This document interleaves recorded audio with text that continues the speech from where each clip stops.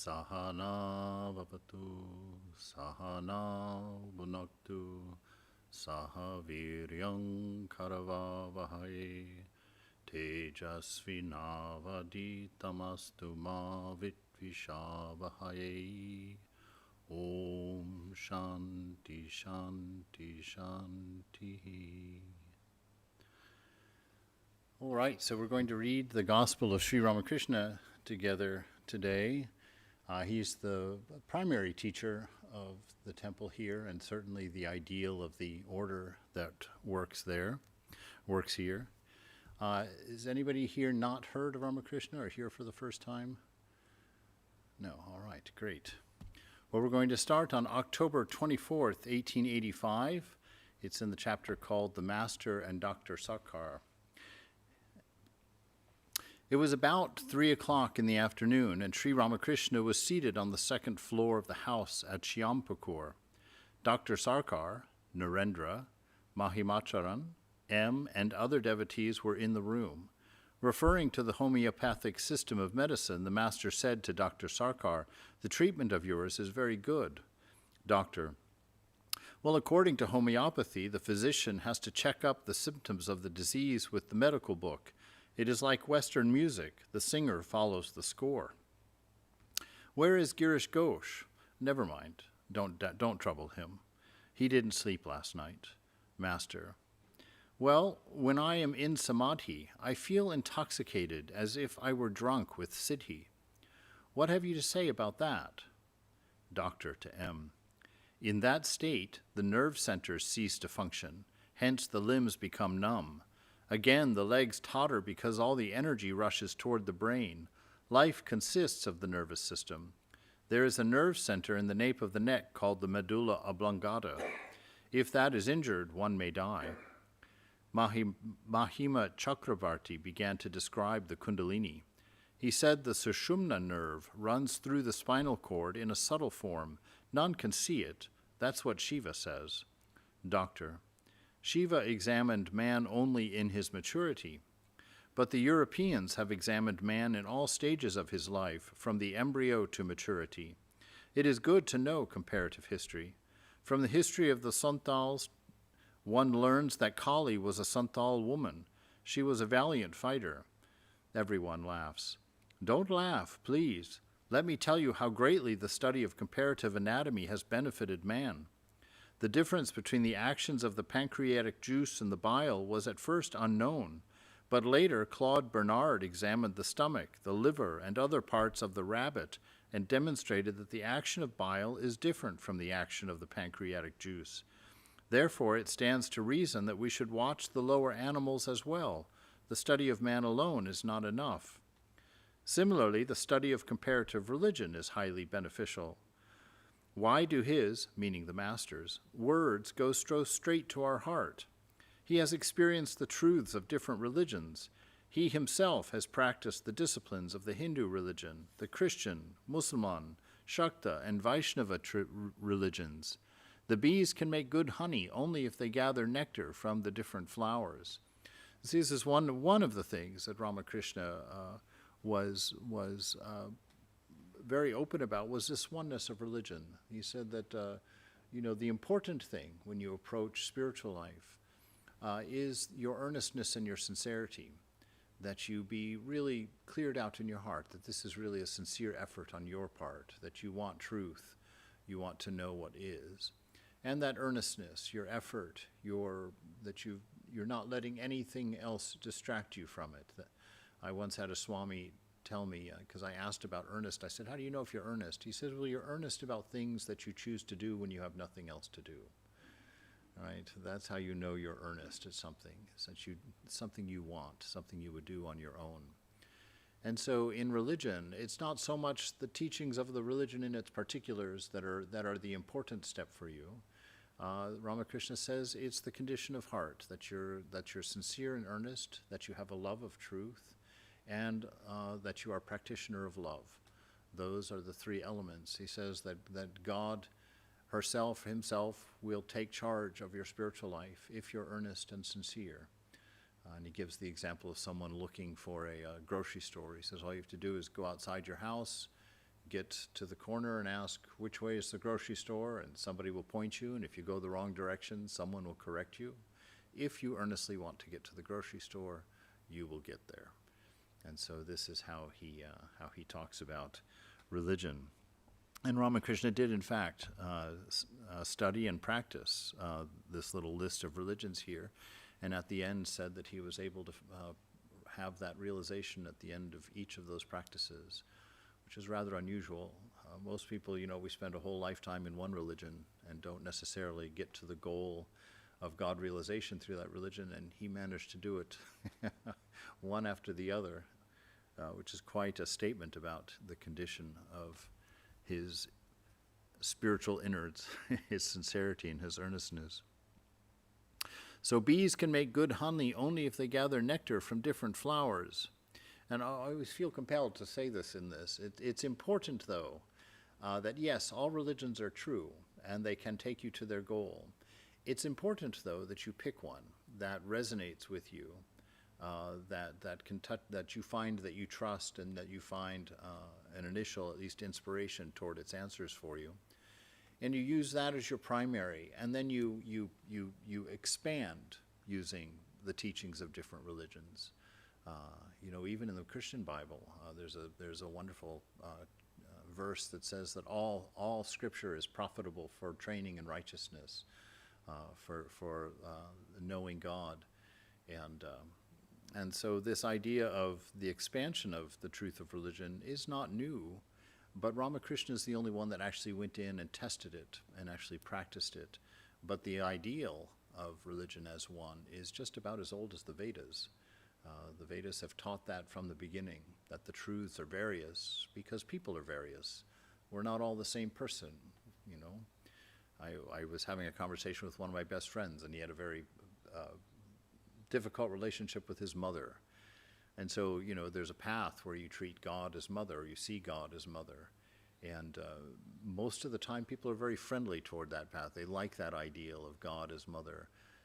But my friend cringed, under the thought of God as mother.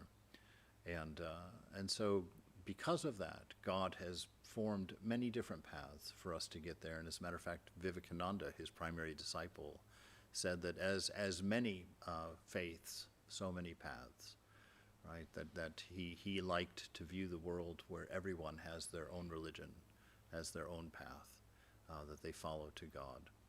And he says it's very much like a mother who cooks different dishes for her children, wanting them all to enjoy what they eat. So M to Dr. Sarkar says he, pointing to Mahimacharan, has studied science a great deal. Doctor, smiling, what science? Do you mean Max Muller's Science of Religion? Mahima to the master, you are ill, but what can the doctor do about it? When I heard of your illness, I thought that you were only going to pamper the doctor's pride. Master, pointing to Dr. Sarkar, but he's a very good physician. He is very learned, too. Mahima, yes, sir. He is a ship, and we are only small boats.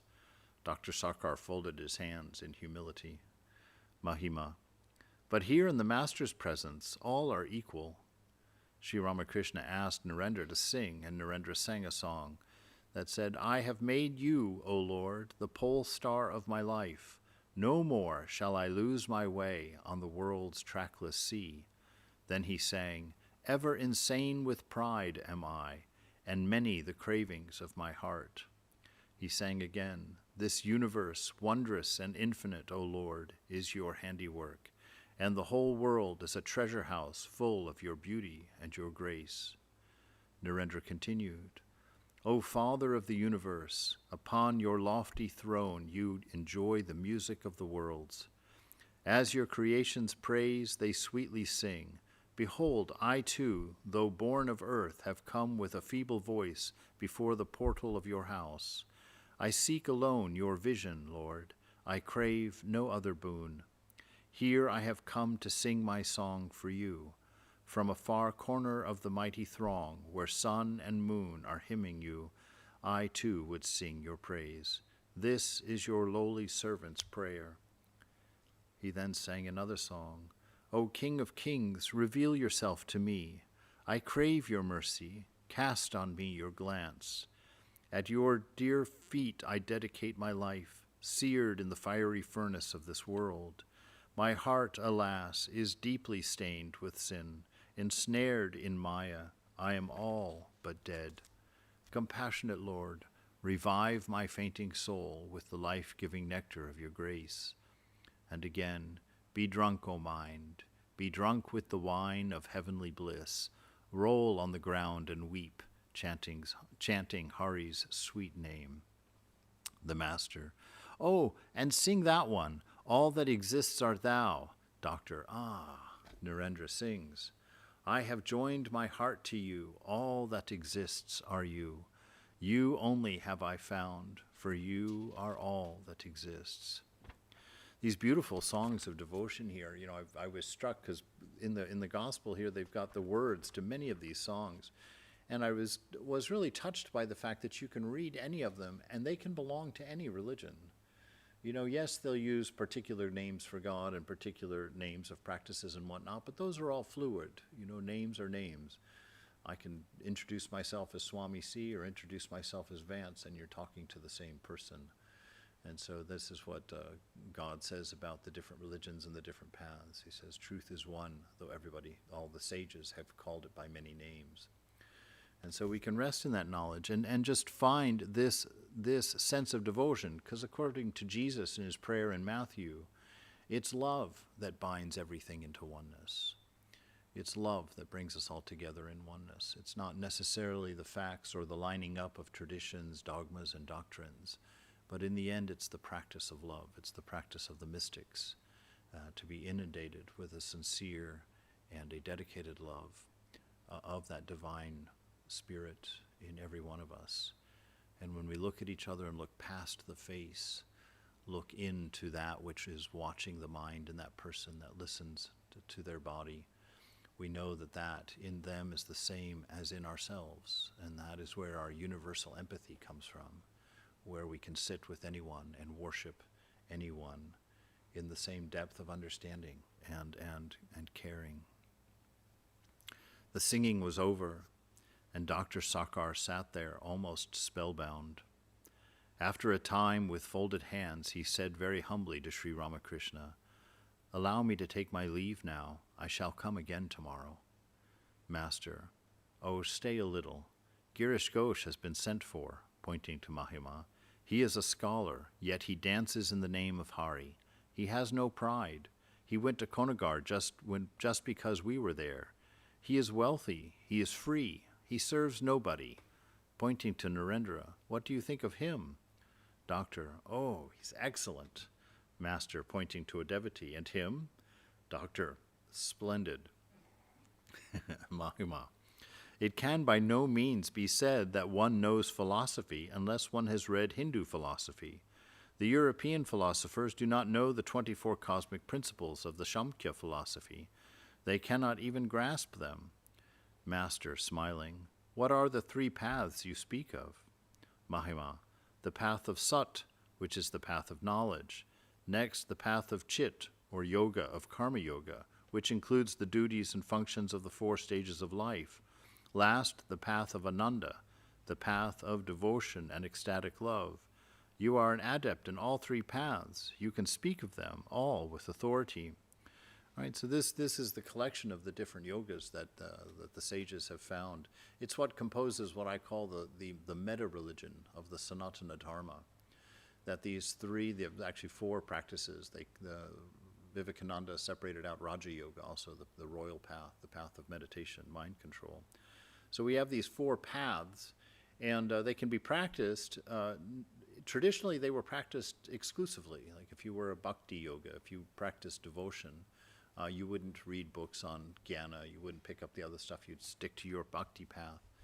But the strength of Ramakrishna was that he said it was a matter of emphasis, that you were primarily a bhakta. He said of him, or Vivekananda says of Ramakrishna, that outside he was all bhakti, but inside he was all jnana, knowledge. And then he said of himself the opposite, inside I'm a bhakti, but a bhakta, but outside I'm a jnani. So it's a matter of emphasis, of steering your boat through this. And it's interesting here too that he shows that the source of these four yogas is Satchitananda. Satchitananda is a Sanskrit term for what your true nature is. And by knowing that true nature, you know how to live. And if you live according to that nature, you will find bliss. You will find a life of fulfillment. If you don't have, if you're not aware of that Satchitananda, then you don't know what to build your life on. And this is where a lot of our confusion comes from. This is where a lot of our suffering happens, because we go and build a life on things that are contrary to our nature. And we think that we go to work to be an accountant or go to work to be a doctor. But we only go to work incidentally to do whatever our job title is. We really go to work for one thing, and that is to express our divine nature, to love with an equanimous and unfailing love. So we go and we find out how Sarah's doing at the front desk and how Jim is doing at the back desk, and how's his wife, has she gotten better yet? And, we bring a few cookies for Jordan's newborn baby, or probably not that, but it's that kind of thing, so that you learn to live your life as Satchitananda, not as whatever other attributes you have given yourself. These are the only attributes you can say that truly belong to you. I'm loving, I'm intelligent, and I exist. Anything else that you say about yourself is untrue. It belongs to either your body or it belongs to your mind, but it does not belong to the self, to the soul within. So if you say, I'm angry, no, you cannot be angry. You are Satchitananda. The mind can be angry, and you can look through an angry mind, but you are not angry. You are love, wisdom, and being. Oh, I'm jealous. No, the mind can be jealous, but you are not jealous. I'm depressed. That's a big one. No, you're not depressed. You're looking through a depressed mind. Right? And so we learn to understand that those three characteristics are the only things that we can assign to ourselves if we want to be truthful. Everything else we assign to body or mind. And it's good to use that language, right? Because I also suffered with that depression, I tell people quite often. And just learning that I'm not depressed, because when you say, I'm depressed, where can you go? You can't get away from it. You've tied your eye to it and you're stuck with it, and so you have to suffer through it. But when you know that the mind is depressed, then you know that you've got some colored glasses on and you have to adjust what you're looking at. Say, oh, well, the glasses are red, so that's probably not purple, right? And so you say, I'm looking through a depressed mind, so it's giving me negative information, but that's probably not accurate. That belongs to the color of the glasses. And we learn to navigate slightly differently that way. Because when you use words that reflect the truth, then you're empowered. You have some space in there, and you have to learn that you get to learn that you don't have to practice to become a good person. You are by nature a beautiful person, that you're perfect and pure, full of love and wisdom. The only thing that blocks that is the condition of your mind, the condition of your body, and how you think of it in relation to yourself. When we identify with body and mind, that's how we become selfish. We become concerned about its needs in particular and exclusively over others, and the same with the mind. So when we remember who we are and speak correctly about ourselves and never tell a lie, never say that I'm anything but love, wisdom, and existence, that's how we find our freedom. That's how we live in a happy way.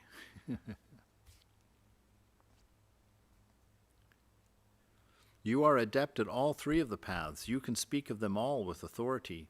Sri Ramakrishna laughed. Dr. Sarkar took his leave. It was evening, the first night after the full moon. Sri Ramakrishna stood up, lost in samadhi. Nitya Gopal stood beside him in a reverent attitude. Sri Ramakrishna took his seat. Nitya Gopal was stroking his feet. Devendra, Kalipada, and many other devotees were seated by his side. Master to the devotees, my mind tells me that Nitya Gopal's present state will undergo a change. His entire mind will be concentrated on me, on him who dwells in me. Don't you see how Narendra's whole mind is being drawn toward me? Many of the devotees were taking their leave, and Sri Ramakrishna stood up, referring to japa. He said to a devotee, Japa means silently repeating God's name in solitude. When you chant his name with single-minded devotion, You can see God's form and realize him. Suppose there is a piece of timber sunk in the water of the Ganges and fastened with a chain to the bank. You can proceed link by link, holding to the chain, and you will dive into the water and follow the chain. Finally, you are able to reach the timber. In that same way, by repeating God's name, you become absorbed in him and finally realize him. You see, this is a beautiful practice. It's the major practice, actually. This chanting of God's name, Ramakrishna says that the name and the form cannot be separated. So if I say to you milk, immediately you will think of milk. If I say to you fire, immediately you'll think of fire, with its attributes. And so the practice of chanting God's name is that when the name is formed within, it reverberates with the form of God, which is that image of God that was placed within you at birth. That is that image of God that goes from body to body, that is immortal and ever free. Each one of us are a rendition of that same light, right? You've got, as it were, one light and 5 projectors using that single light, all of them running individual movies. And so you and I are the same Satchitananda, but each of us living our own movie, living our own experience. The soul is one in the end, they say. It's like if you take this chadar, you put it over your fingers, and if I were to put a little rubber band around each of my fingers there, you'd be like, oh, look, you've got 5 nubs there, right? So you've got 5 individuated souls, 5 individual jivas. But then if you were to pull it tight and all of those egos, those rubber bands popped off, you would see that it was a single cloth, but that it was just betraying, 5 different sets of limitations and restrictions that were removed.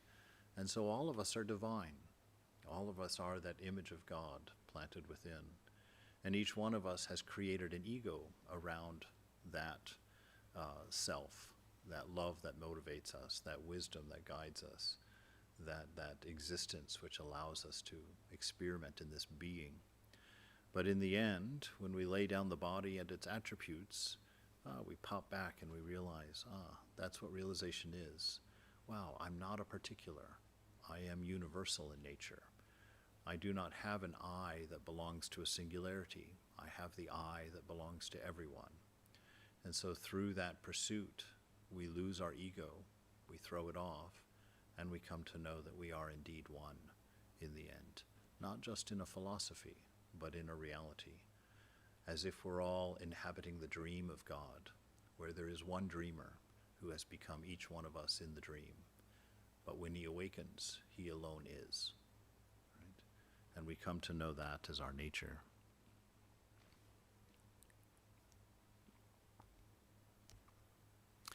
Kalipada. Oh, ours is a grand teacher. We are not asked to practice meditation, austerity, and other disciplines. Suddenly Ramakrishna said, "Oh, this is troubling me." The master's throat was hurting him, and Devendra said, "Your words cannot fool us any more." He thought that the master feigned illness to hoodwink the devotees. Most of the devotees departed. It was arranged that a few of the younger men should stay to nurse the master in turn. M also was going to spend the night there. It's Sunday, October 25th, 1885. It was about 6:30 in the morning when M arrived at Syampur and asked Sri Ramakrishna about his health. He was on his way to Dr. Sarkar to report the master's condition. The master said to M, "Tell the doctor that during the early hours of the morning my mouth becomes filled with water and I cough. Also ask him if I can take a bath." After 7 o'clock, M came to Dr. Sarkar's house and told him about the master's condition. The physician's old teacher and 1 or 2 friends were in the room. Dr. Sarkar said to his teacher, "Sir, I've been thinking of the Paramahamsa," which is Ramakrishna, "since 3 in the morning. I couldn't sleep at all. Even now he is on my mind."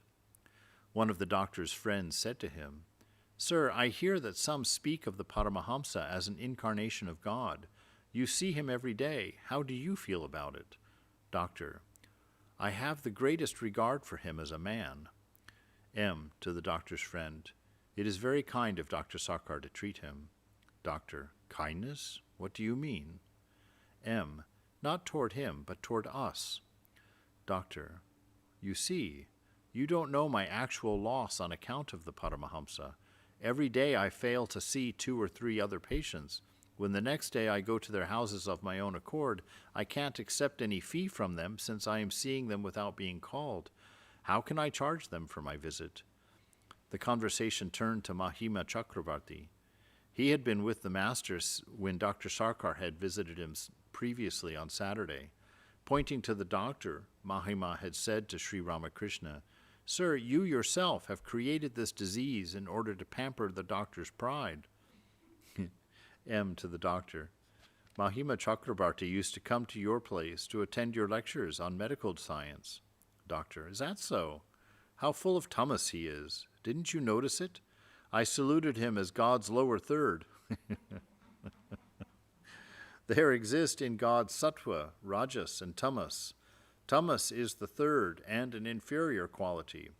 Don't you hear him say to the Paramahamsa, "You yourself have created this disease in order to pamper the doctor's pride"? M. Mahima Chakrabarti believes that the Paramahamsa can cure his disease himself if he wants to. Doctor, what? Cure that disease himself? Is that possible? We are physicians. We know what cancer is. We ourselves cannot cure it, and he to cure himself. Why, he doesn't know anything about cancer. To his friends, the illness is no doubt incurable, but these gentlemen have been nursing him with sincere devotion. M. requested the doctor to visit Sri Ramakrishna and returned home. So that sattva, rajas, and tamas, those are the 3 building blocks of what we call the material world. And then they're Vivekananda talks about them almost as if they're elements, although I'm not sure that somebody could bring you a palm full of tamas or not at that point. But basically what they are is, tamas is inertia. So a tamasic person is someone who's, can be quickly annoyed, is lazy, slow to move, belligerent, difficult at times to get along with. That's someone who's tamasic. And then you have someone who's rajasic. That's that person that can get the house cleaned in an hour and is outside weeding the garden and then is, vacuuming the driveway and can't sit down for a minute, just action, action, action. That's a rajasic person. And a sattvic person is really a person who's well balanced between those two. He acts when action is necessary. He's quiet when quiet is appropriate, but not given to any particular extreme. And so that is kind of how everything is put together. They talk about different colors being rajasic or tamasic, foods are rajasic or tamasic or sattvic. So you can use that as a guide if you want to learn those kinds of things, to guide for help on making decisions in this life on what to do and where to go.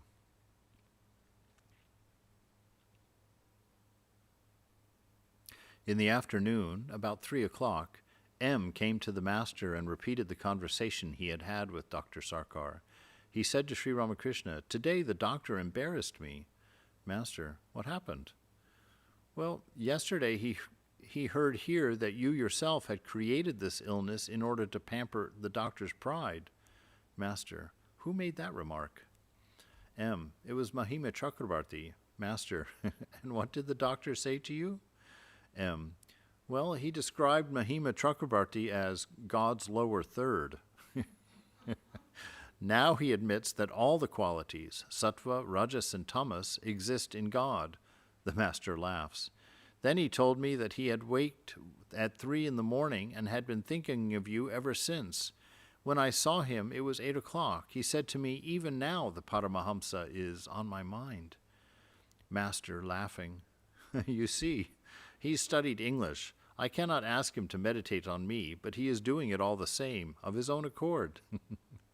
M. He also said about you, "I have the greatest regard for him as a man." Did he say anything else? M. Well, I asked him, "What is your suggestion today about the patient?" He said, "Suggestion? Hang it. I shall have to go to him again myself. What else shall I suggest?" Sri Ramakrishna laughs.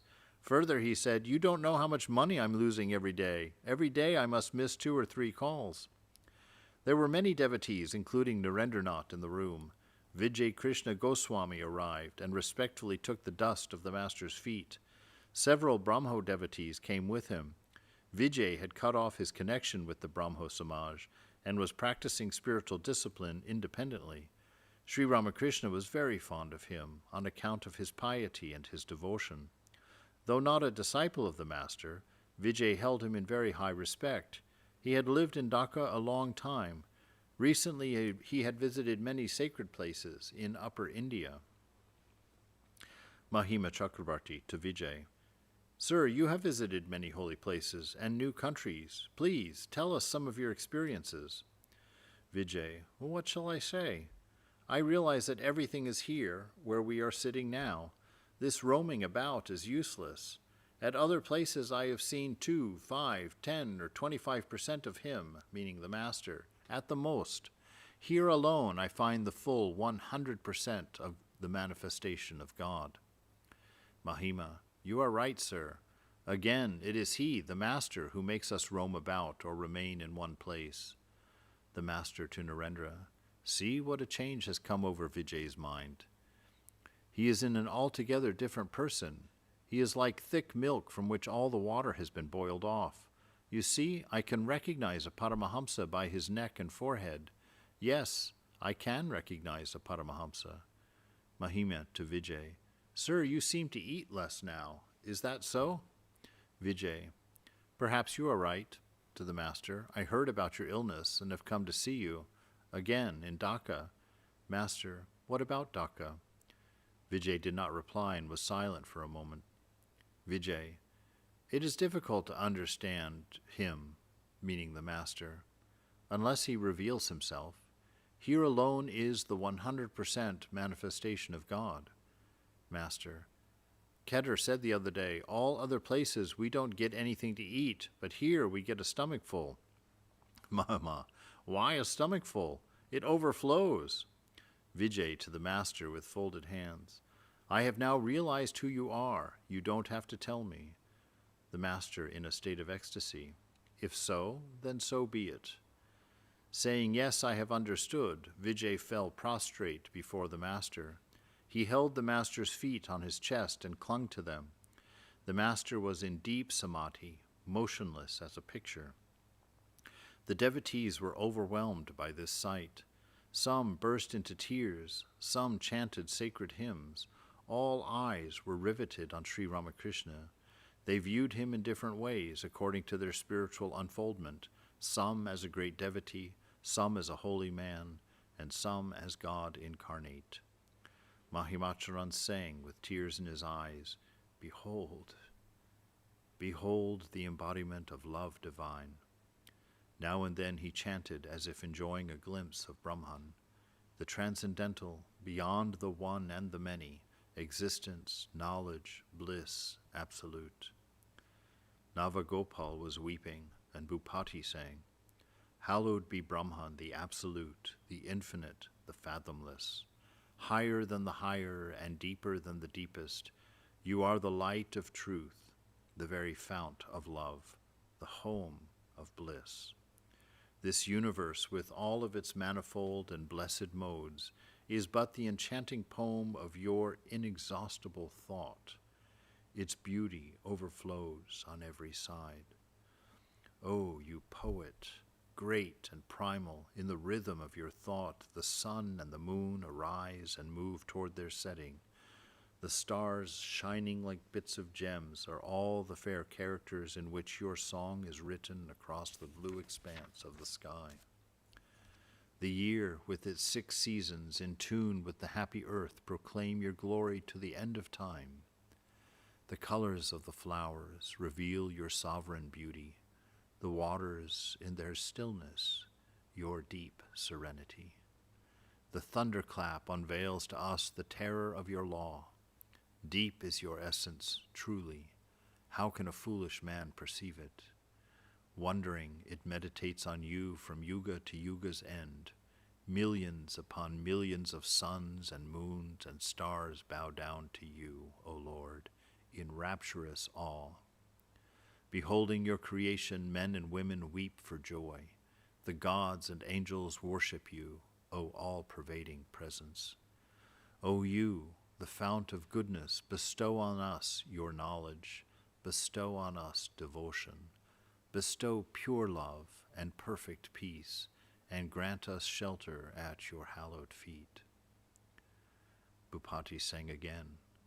Upon the sea of blissful awareness, waves of ecstatic love arise. Rapture divine, play of God's bliss, oh how enthralling. He sang a third song. Here vanish my fear and my delusion, my piety, my rituals and good works. Here vanish my pride of race and caste. Where am I? Where are you, O Hari? You have stolen my life and soul, and now, O friend, you desert me. Ah, what a fool I was to come here to the shore of this sea of love. Full to the brim with heavenly bliss is filled this little soul of mine. Prem Das says, hearken one and all, this in truth is the way of God. After a long time, Sri Ramakrishna regained consciousness of the world. Master to M. Something happens to me in that state of intoxication. Now I feel ashamed of myself. In that state, I feel as if I were possessed by a ghost. I cease to be my own self. While coming down from that state, I cannot count correctly. Trying to count, I say 1, 7, 8, or some such thing. Narendra, it is because everything has become one. Master, no, it's beyond 1 and 2. Mahima, you are right. It's neither 1 nor 2. Master, their reason withers away. God cannot be realized through scholarship. He is beyond the scriptures, the Vedas, the Puranas, the Tantras. If I see a man with even one book in his hand, I call him a Rajarshi, which is a rishi or a seer. Though he is a Jnani, but the Brahmaharshi has no outer sign whatsoever. Do you know the use of the scripture? A man once wrote a letter to a relative asking him to send 5 seers of sweetmeats and a piece of cloth. The relative received the letter, read it, and remembered about the sweetmeats and the cloth, so he threw the letter away. Of what further use was it? Vijay, I see the sweetmeat has been sent. Master, God incarnates himself on earth in a human body. He is no doubt present everywhere and in all things, but man's longing is not satisfied unless he sees God in a human form. Man's need is not satisfied without the divine incarnation. Do you know what it is like? By touching any part of a cow, you have undoubtedly touched the cow herself. Even by touching her horns, you have touched the cow. But the milk comes through the cow's udder. Mahima, if a man wants milk, he must put his mouth to the udder. What will he get by sucking the horns? Everyone laughs. Vijay, but a calf at first licks the other parts of the cow. Master smiling, true. But seeing the calf doing so, someone perhaps puts its mouth to the udder. Everyone laughs. The conversation was thus going on when Dr. Sarkar came into the room and took a seat. He said to the master, I woke up at 3 this morning, greatly worried that you might catch cold. Oh, I thought many other things about you. Master, I've been coughing and my throat is sore. In the small hours of the morning, my mouth was filled with water. My whole body was aching. Doctor, yes, I hear all about it this morning. Mahimacharan told of his trip to various parts of the country and said that Ceylon, no one laughed. Dr. Sarkar said, it may be so, but I shall have to inquire about it. The conversation turned to the duties of life. Master to the doctor, many think that the duty of a physician is a very noble one. The physician is undoubtedly a noble man if he treats his patients free out of compassion and is moved by their suffering. Then his work may be called very uplifting. But a physician becomes cruel and callous if he carries on his profession for money. It is very mean to do such things as examine urine and stool in order to earn money, like a businessman carrying out his trade. Doctor, you are right. It is undoubtedly wrong for a physician to perform his duties in that spirit, but I don't like to brag before you. The Master, but the medical profession is certainly very noble if the physician devotes himself to the welfare of others in an unselfish spirit. Whatever may be a householder's profession, it is necessary for him to live in the company of holy people now and then. If a man loves God, he will himself seek the company of holy men. I give the illustration of the hemp smoker. One hemp smoker loves the company of another hemp smoker. At the sight of a person who does not smoke, he goes away with downcast eyes or hides himself in a corner. But his joy is unbounded if he meets a hemp addict. Perhaps they embrace each other. Everyone laughs. Again, a vulture loves the company of another vulture. Doctor, it has also been noticed that a vulture runs away for fear of a crow. In my opinion, one should serve all creatures, not men alone. Often I feed the sparrows with flour. I throw small pellets of flour to them, and they come in swarms. They love to eat them. Master, bravo! That's grand. Holy men should feed other creatures. They feed ants with sugar. Doctor, will there be no singing today? Master to Narendra, why don't you sing a little? Narendra sang to the accompaniment of the tanpura and other instruments. Sweet is your name, O refuge of the humble. It falls like sweetest nectar on our ears and comforts us, beloved of our souls. The priceless treasure of your name alone is the abode of immortality, and he who chants your name becomes immortal. Falling upon our ears, your holy name instantly slays the anguish of our hearts, you, soul of our souls, and fills our hearts with bliss. Narendra sang again, O Mother, make me mad with your love. What need have I of knowledge or reason? Make me drunk with your love's wine.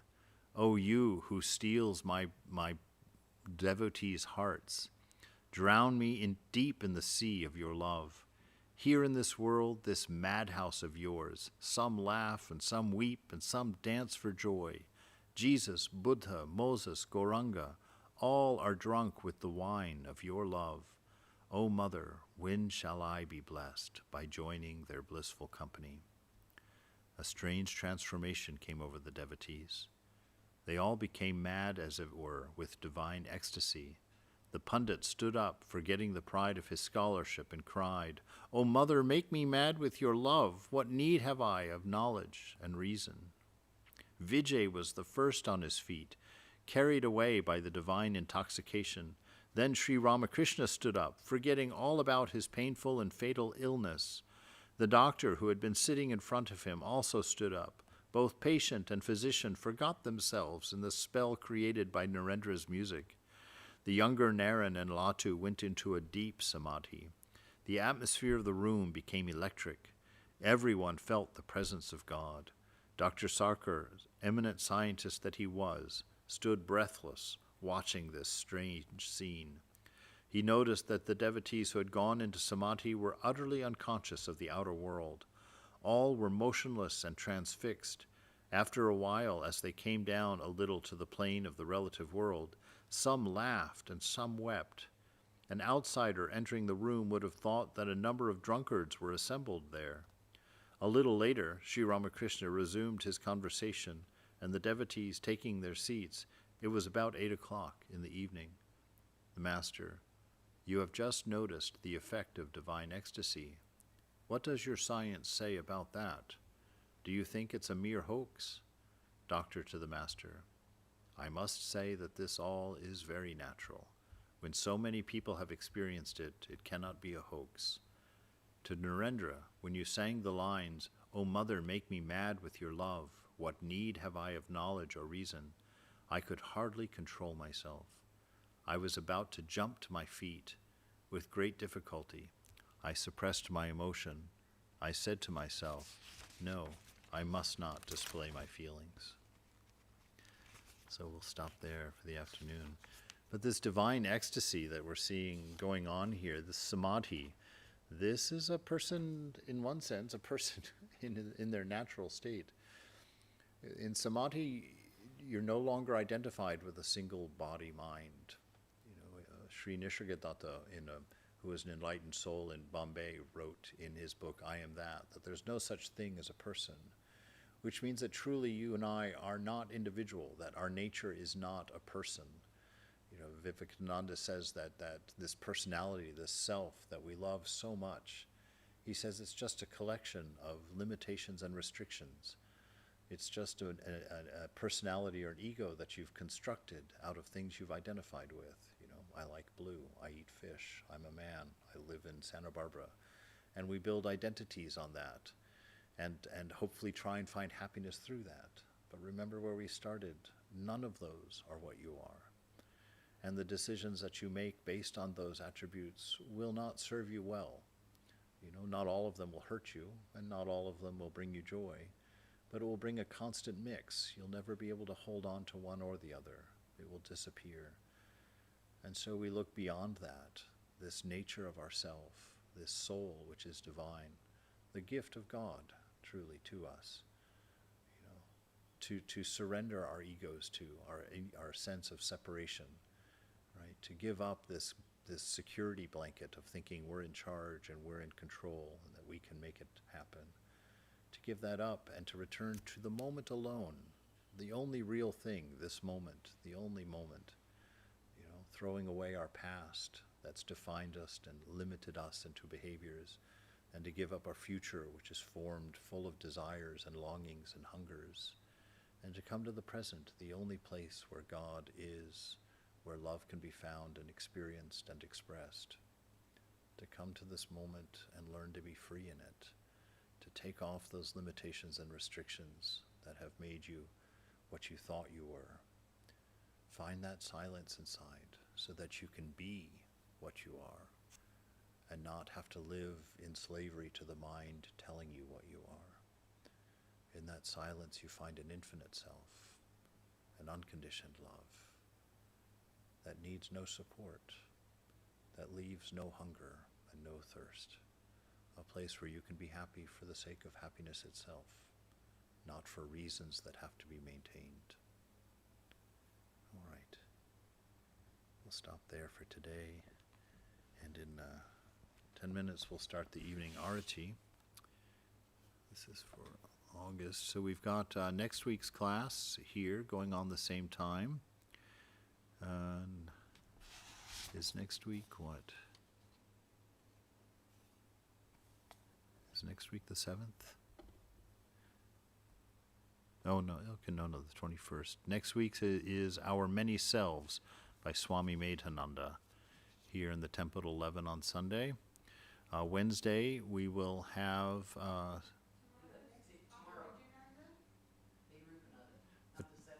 tomorrow's Vedarupananda? Yeah, because tomorrow is I'm sorry. So the 14th, the Chandi, the oratorio part 2, Swami Atmavidyananda. Oh, this is part 1 though. Anyway, I don't know what I'm doing. The 31st of August. The Chandi. Swami Atmavidyananda. That must be part 1. That was my problem. I didn't know where August ended and September started. All right. Wonderful. Jai Ma, Jai Thakur, Jai Swamiji. Good to see you all. Always come. Be free to be here anytime you like. Sit and to be quiet in the temple. That's the greatest offering you can make to this place, is to do your practice here, to leave the vibration of your good feelings, your love and your commitments behind for those to pick up on as they sit in the same chairs. All right.